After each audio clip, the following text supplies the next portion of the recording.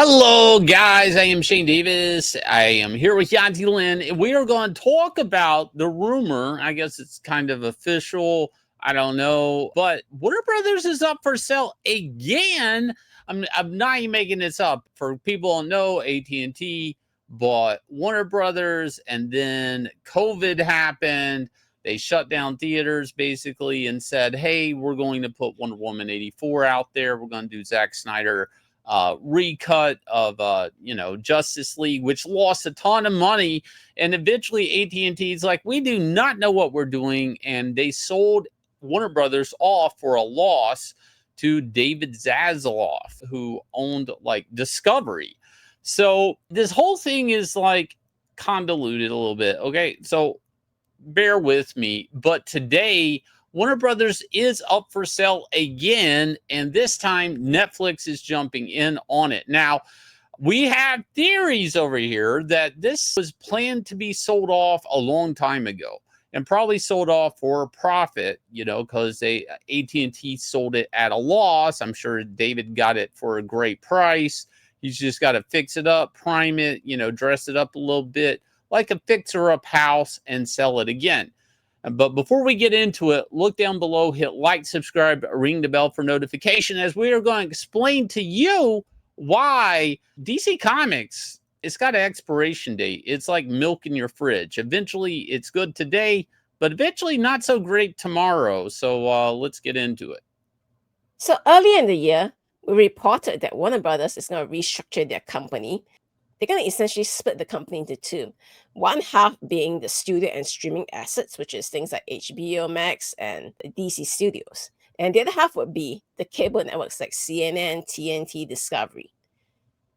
Now, Splitly is engineered in such a way to make sure that it becomes affordable for a buyer to acquire the company. So you can acquire our assets or you can acquire our networks. You don't have to buy both now. You don't have to pay extra money for something you may not be interested in investing in. Right.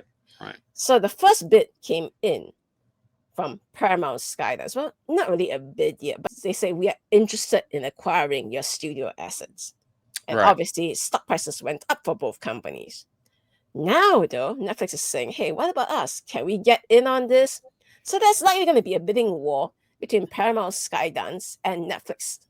And the interesting part here with Netflix is, and it's a little ironic, okay? So obviously Netflix was there first with streaming, not so much with their own IP. Stranger Things is probably the biggest intellectual property Netflix has manufactured. They have some Netflix originals, but I would say Stranger Things is the most merchandisable thing they own right out. Like, I've seen their take on Voltron and stuff like that, but they don't own Voltron.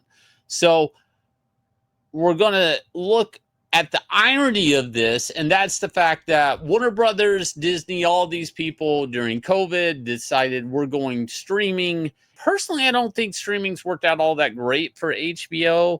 I think they just don't have the content. Netflix has gobbled up a lot of stuff. Plus, a lot of people don't understand Netflix has like studios overseas that are making things. So like if you go to, say, visit another country, you log into Netflix, the Netflix library is completely different than what you have at home. So, and there's a lot of Netflix original material just being made around globally that sometimes actually hits really well here.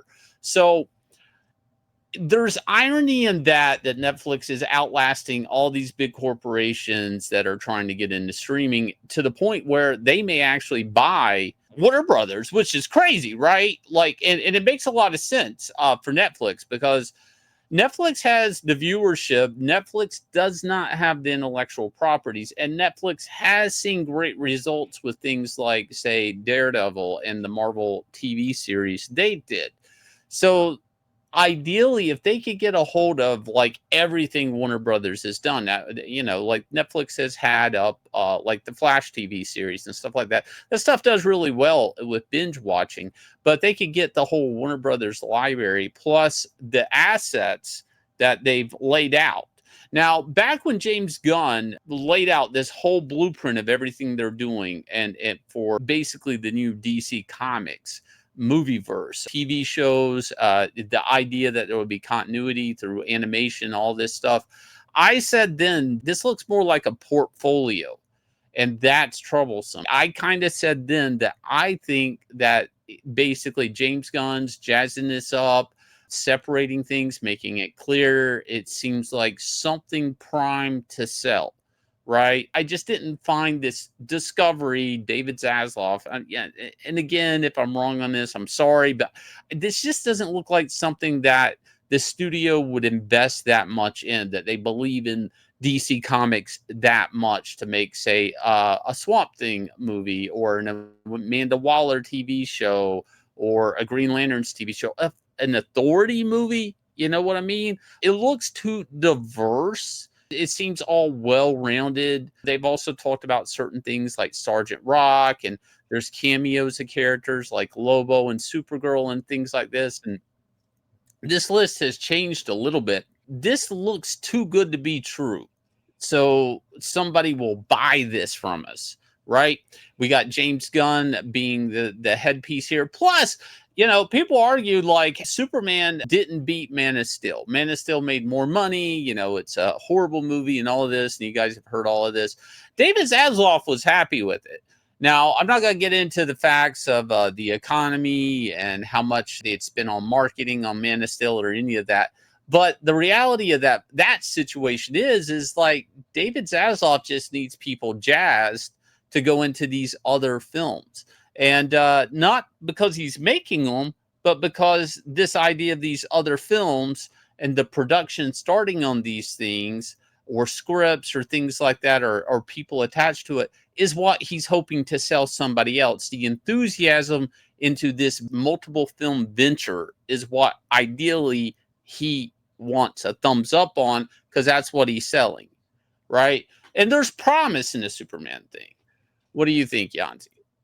Well, there better be some promise in this Superman thing, because guess what? The intellectual properties for Superman and Batman are going to expire pretty soon. Well, in the next 10 years, actually.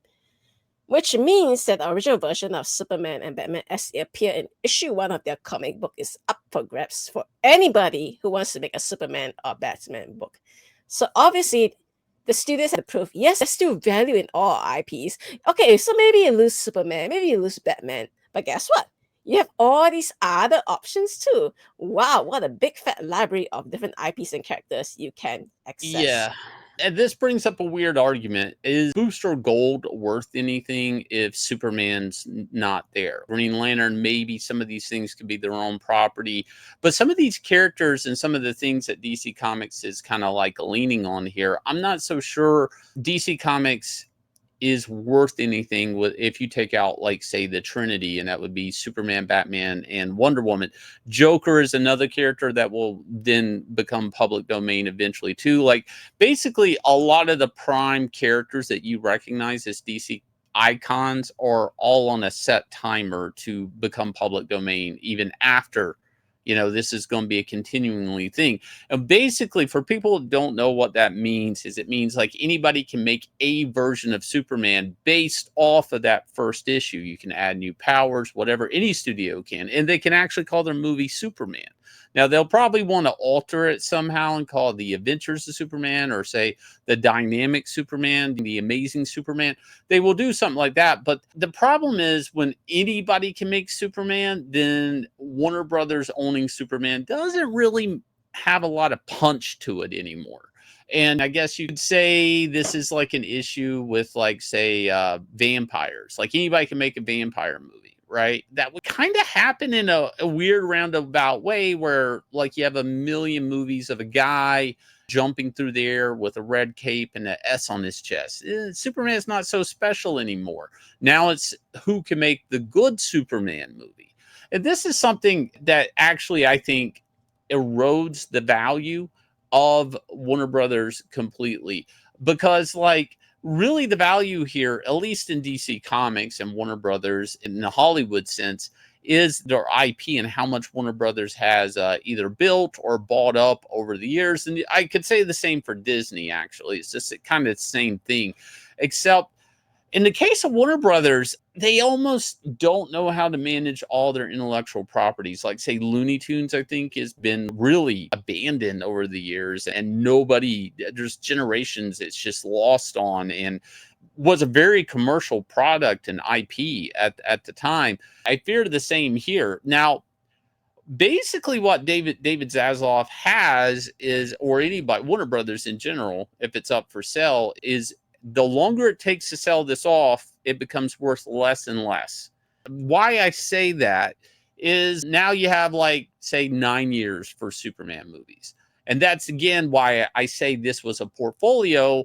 And the time doesn't look so bad because it's already up and going. You got James Gunn attached. You got the actors signed on, all of this. Now, if they don't sell off every year, it counts down. Well, you got 8 years you own Superman. You got 7, 6, 5. The value is going to decrease with it. And that's an issue. Okay? Like, and a lot of these characters are settled. There is no more Siegel and Schuster lawsuit, none of that. But time is limited.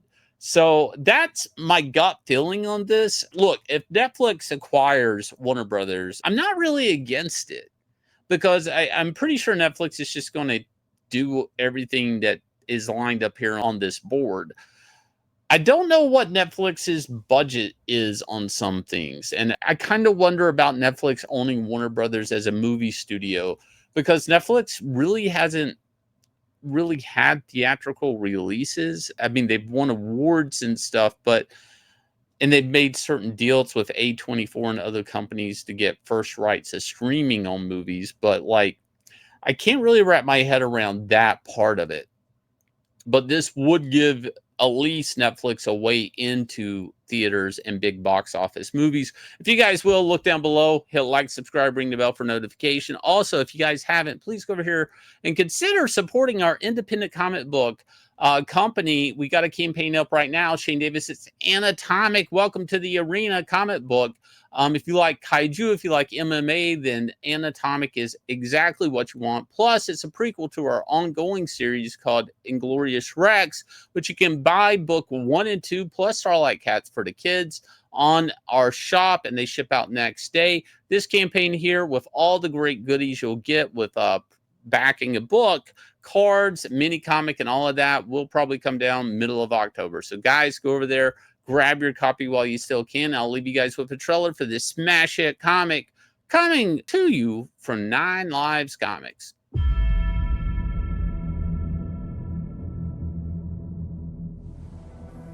If fighting was a god, I would worship him. I would bow to him. I would pray for victory.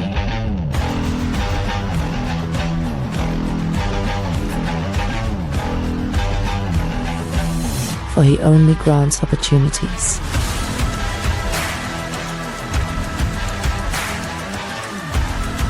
But behind every god lurks a devil. And the devil wants me to take a dive. My name is Annatomic.